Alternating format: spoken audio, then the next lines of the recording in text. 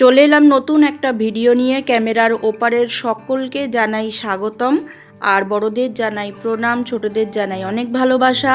আজকেকার নতুন রেসিপি হচ্ছে কলকাতার কচুরির দোকানের আলুর তরকারি। তো দেখতে থাকুন, ভিডিওটা শুরু করলাম। তো তার জন্য সর্বপ্রথম আমি এখানে টমেটো, কাঁচা লঙ্কা আর রসুন একটু বেশি করে সেগুলো পেস্ট করে নিয়েছি। এরপর একে একে দিয়েছি এর মধ্যে নুন, হলুদ, শুকনো লঙ্কার গুঁড়ো অল্প আর কাশ্মীরি লঙ্কা দিয়েছি একটু বেশি করে, যাতে করে রঙটা খুব সুন্দর হয়। আর এগুলো দিয়ে আমি সমস্ত জিনিসটাকে এবার গুলিয়ে নিচ্ছি।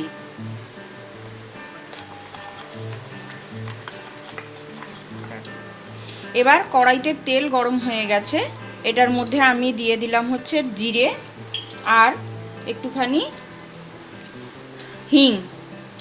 এবার এটা যেই ভালোভাবে সুন্দর করে হয়ে যাবে, গন্ধ ছাড়তে শুরু করে দেবে, তখন আমি এই গোলানো মশলাটা অ্যাড করে দেবো। এই যে আমি এখানে মাখিয়ে সবগুলো রেডি করে নিয়েছি মশলাটা।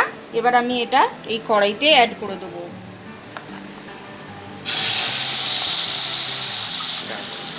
এবার এই মশলাটা সম্পূর্ণ খুব ভালো করে সুন্দর করে কষিয়ে নেবো। আর যত কষাবো না, তত সুন্দর একটা গন্ধ বার হতে শুরু হবে। এই টমেটো আর রসুন আর কাঁচা লঙ্কা তেলে পড়লে একটা মিষ্টি গন্ধ ছাড়ে, গোটা রান্নাঘর একদম ম করতে শুরু করে দেয়। এবার ভালো করে মশলা থেকে তেল বেরিয়ে এসছে। এই সময় আমি অল্প একটুখানি চিনি দিচ্ছি, আমার বেশ ভালো লাগে তাই জন্য দিলাম। এবার মশলাটা চিনিটা দেওয়ার পরও আমি ভালোভাবে কষিয়ে নিয়েছি। খুব সুন্দর কাশ্মীরি লঙ্কাটা দেওয়ার জন্য এখানে একটা রং এসেছে। এবার আগে থেকে আমি এই আলুগুলো সেদ্ধ করে রেখেছিলাম, এবার এগুলোকে আমি হাতের সাহায্যে স্ম্যাশ করে করে এর মধ্যে অ্যাড করে দিচ্ছি। এবার আলুটার সঙ্গে সমস্ত মশলাপাতি আমি ভালো করে কষিয়ে নিচ্ছি।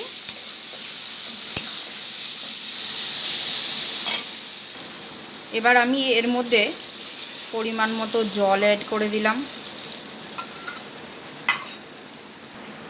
এবার দেখতেই পাচ্ছেন খুব সুন্দর করে হয়ে গেছে আমার আলুর তরকারিটা। তো তাহলে দেখতেই পাচ্ছেন কলকাতার কচুরির দোকানের মতন করে আলুর তরকারি রেডি। রেসিপিটা ভালো লাগলে পাশে থাকবেন, চ্যানেলটি সাবস্ক্রাইব করে আমাকে এগিয়ে নিয়ে যেতে সাহায্য করবেন। ধন্যবাদ।